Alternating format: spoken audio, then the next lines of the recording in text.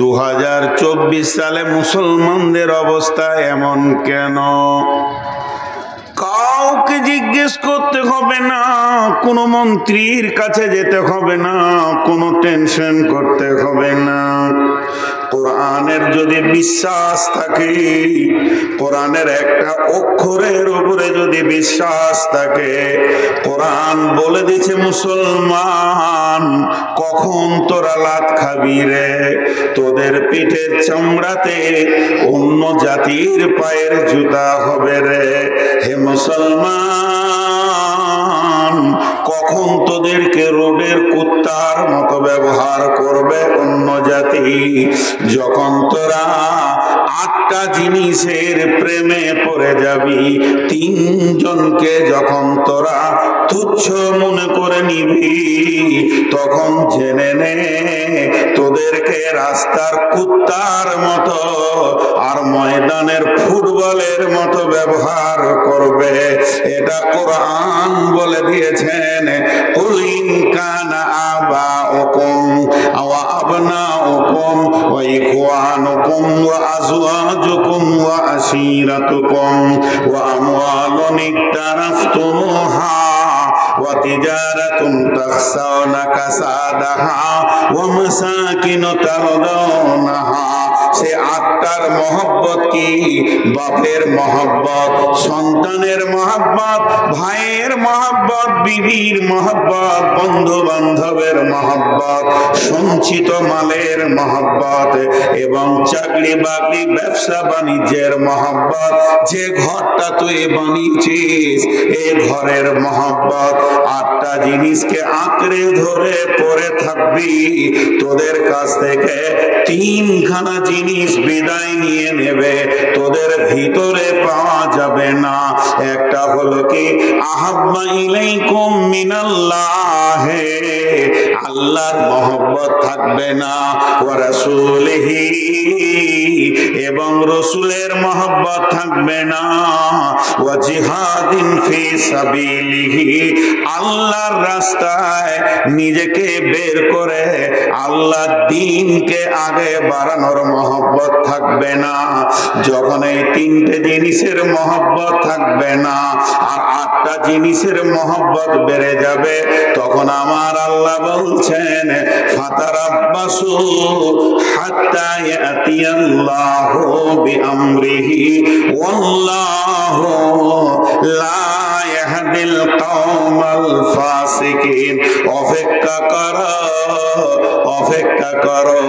আল্লাহ নিজেই বলছে, হে আমার গোলাম তোরা অপেক্ষা কর, হাত্তা ইয়াতিয়াল্লাহু বিআমরিহি, যখন আমার আল্লাহ হুকুম পাঠিয়ে দেবে, যতক্ষণ পর্যন্ত ওয়াল্লাহু লা ইয়াহদিল কওমাল ফাসিকিন, হে বেঈমান ফাসিকের দল, তোদেরকে আল্লাহ হেদায়েতের রাস্তা দেবে না, শান্তির জায়গা তোরা পৌঁছাতে পারবি না।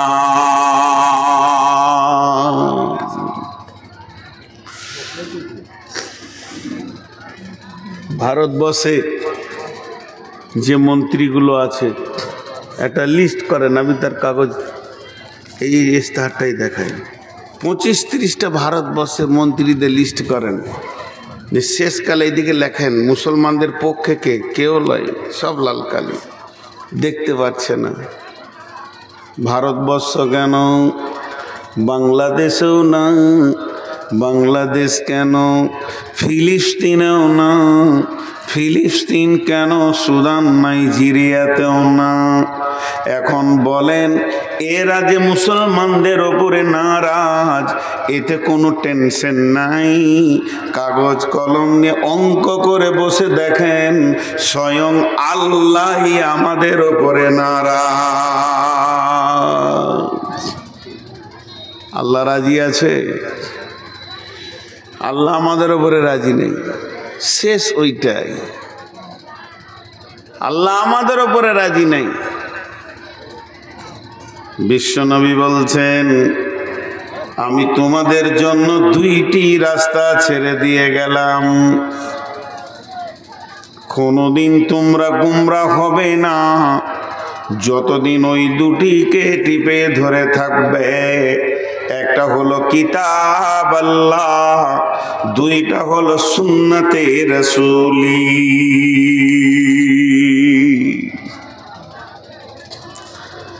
খোদাই পাইয়া বিশ্ব বিজয়ী ছিল একদিন যারা,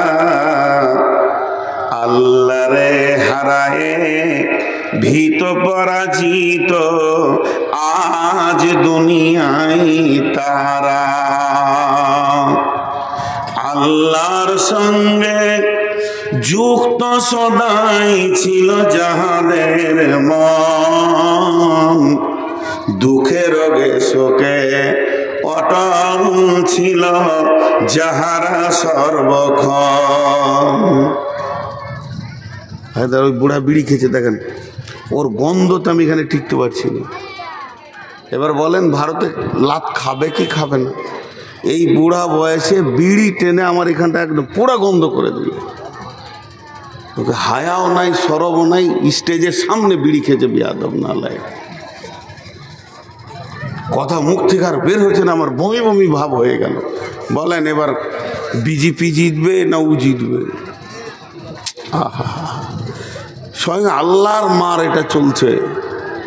এখানে বিড়িটা ধরালে তো টেনে পুরো গ্যাসটাকে এখানে দিয়ে তারপর এখনো বাড়ি যাচ্ছে, ছেলে পেলে নিয়ে আনন্দ করবে, জিলিপি টিলিপি নিয়ে ঘর যাবে।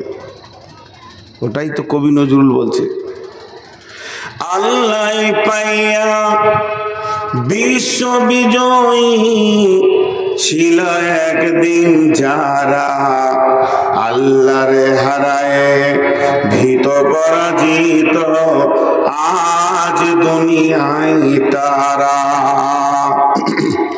আল্লাহর সঙ্গে যুক্ত সদাই ছিল যাহাদের মন, দুঃখে রোগে শোকে অটল ছিল যাহারা সর্বক্ষণ। এসে শয়তান ভোগ বিলাসের কারিয়া নিয়েছে ইমান তাদের, আল্লাহরে হারায়ে মুসলিম আজ হয়েছে সর্বহারা। আল্লাহকে পেয়ে বিশ্ব বিজয়ী ছিল একদিন যারা, আল্লাহরে হারায়ে ভীত পরাজিত আজ দুনিয়ায় তারা।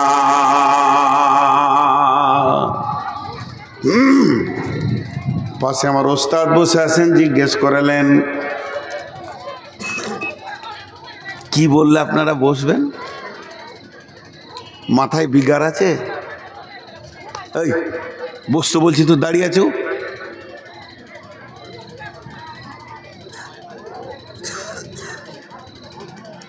একবার বললেই যথেষ্ট হয়। দেখেন, জিজ্ঞেস করলেন সহিহ বুখারীর হাদিস, সাহাবাদের মতো ইমানদার, সাহাবাদের মতো ইমানদার আপনার আমার মতো নয়। আর একবার বলছি, সাহাবীদের মতো ইমানদার। বুঝতে যদি ভুল হয় আরো একবার বলছি, তিনবার বলছি, সাহাবীদের মতো ইমানদার। এত নিখুঁত চলনেওয়ালা জিহাদের ময়দানে নেমেছে, হায়াতে রাসূল নবীজি বেঁচে আছেন, আর জিহাদের ময়দানে জিহাদ চলছে। একদিন নয়, 2 দিন নয়, 3 দিন নয়, সমান জিহাদ চলছে। এখনো বিজয়ী পতাকা তুলতে পারছে না মুসলমান শক্তি, এখনো বিজয়ী হতে পারছে না, বেঈমানদেরকে পরাস্ত করতে পারছে না। তখন আপোষের মধ্যে এরা বসে গেল, কি ব্যাপার, আমাদের শক্তি কি কমে গেছে? আমাদের কলা কৌশল কি কমে গেছে? আমরা কি বিজয়ী নিতে পারবো না? আপোষের মধ্যে আলোচনা চলছে। আলোচনা চক্রে কি চলছে, আগে কোথার লিক আছে খুঁজে বের করো। আমাদের যদি লিক থাকে তাহলে আমরা আগে বাড়তে পারবো না। বিরাট বড় কামান নিয়ে এসেছেন, আপনি জিহাদের ময়দানে নামবেন, কিন্তু কামানের চেনটাই হলো কাটা, কোনো কাজে লাগবে না। একটা এলপি গাড়িতে বোম বারুদ নিয়ে চলছেন, বিদেশের সঙ্গে যুদ্ধ করে নিজের দেশকে বাঁচাতে হবে, কিন্তু সেই গাড়িতে ভলপিনটা নাই। আর গাড়ি আপনার সুভার ঘাট থেকে বর্ডারে সৈন্যর কাছে পৌঁছাবে না। ছোট ছোট জিনিসের কারণে বড় বড় জিনিস আটকিয়ে যায়। গোটা ডাম্পারটা যদি কামান আর বোমের গোলাতে ভর্তি থাকে আর একটা ভলপিন না থাকে তো যেমন কোনো কাজ হবে না। সাহাবীরা আপোষে বসে গেলেন, অনেক খুঁজে খুঁজে দেখলেন যে আমরা জিহাদে ব্যস্ত থাকার কারণে 3 দিন দাফন করতে পারিনি। এটা একটা সুন্নত, এটা ওয়াজিব নয়, এটা ফরজ নয়, এটা সুন্নত, তবে একটা উন্নত মানের সুন্নত। আল্লাহর নবী বলেছেন, যদি আমার উম্মতের জন্য ভারী না মনে করতাম তাহলে আমি মিসওয়াক করাটা ফরজ করে দিতাম। এই রকম একটা সুন্নত 3 দিন মাত্র দাতন করা হয়নি। সৈন্যের যিনি কমান্ডার ছিলেন তিনি বললেন, আগামীকাল সকালে জিহাদ এখন থাক, জিহাদকে মুলতবি করে দেওয়া হোক, সকলে একবার সুন্নতটাকে পালন করেলি, দাতন করেলি। সকালে উঠে যেই ডাল ভাঙতে শুরু করেছে আর দাতন করতে শুরু করেছে, এমন সময় প্রতিপক্ষ বেঈমানের দল দেখে নিয়েছে, সুবহানাল্লাহ, এরা আজকে খেপে গেছে রে, এদের আজ এত রাগ হয়েছে, সব ডাল ভাঙছে আর দাতন করতে শুরু করেছে। এই অবস্থা দেখেই ময়দান থেকে পালিয়ে গেছে, চলে গেছে।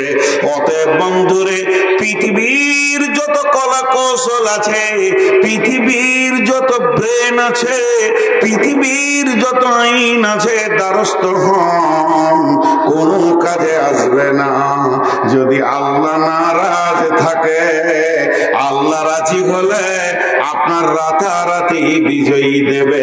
আল্লাহ তাবারাক ওয়া তাআলা সূরা নূরের ভিতরে বলেছেন, অতএব মুসলমান, আজকে আমি ভারতবর্ষের মুসলমানের কথা বলছি না, আমি বলছি না পশ্চিমবঙ্গের মুসলমানের কথা, গোটা মুর্শিদাবাদ আমি বলছি না, যে কটাই মহফিলে বসে আছেন একবার আল্লাহর হস্তে বলেন যে আমরা পরিপূর্ণ সুন্নতের উপরে দাঁড়িয়ে আছি, কোনো রকমে খুঁজে পাওয়া যাবে না, একটা পূর্ণাঙ্গ ইসলাম মান্যওয়ালা পাওয়া যাবে না। তাহলে অঙ্কে বোঝা গেল আমরা যাদের বিরুদ্ধেই লড়ি না কেন, স্বয়ং আমাদের উপরে আমাদের আল্লাহই নারাজ হয়ে বসে আছি।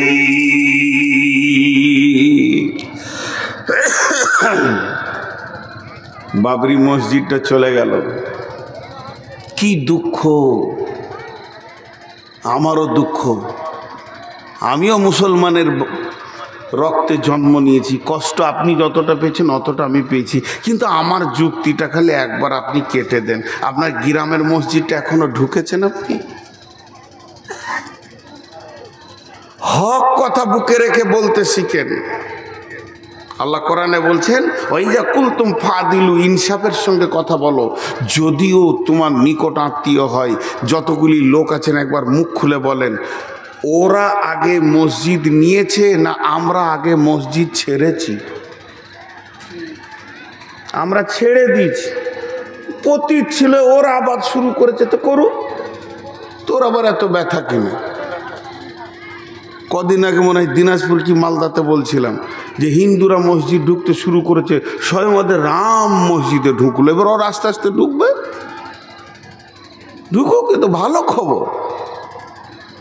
রাম আর গোটা পৃথিবীতে কোথাও শান্তি পেল না, যান জ্বলে গেল দীর্ঘদিন, এই মসজিদে এসে আশ্বস্ত হয়ে বসলো, শান্তির জায়গা মসজিদ, এটা রাম বুঝিয়ে দিল ওদেরকে। সবসময় নেগেটিভটা দেখার প্রয়োজন কি আছে? আজকে এই শোভারঘাটের যে মসজিদটা আছে সব থেকে নিকট মসজিদের মাদ্রাসাটা, মেনে নিলাম এটা মাদ্রাসার মসজিদ, পাশে যে মসজিদটা আছে 100% ঢুকেছে। তুমি কিসের ব্যথা দেখাও? মাকে ভাত দাও না, মা মরছে ঢুকে ঢুকে, আর 2000-2500 কিলোমিটার দূরে এক বুড়ি না খেয়ে মরে আছে, তার ব্যথা দেখাও।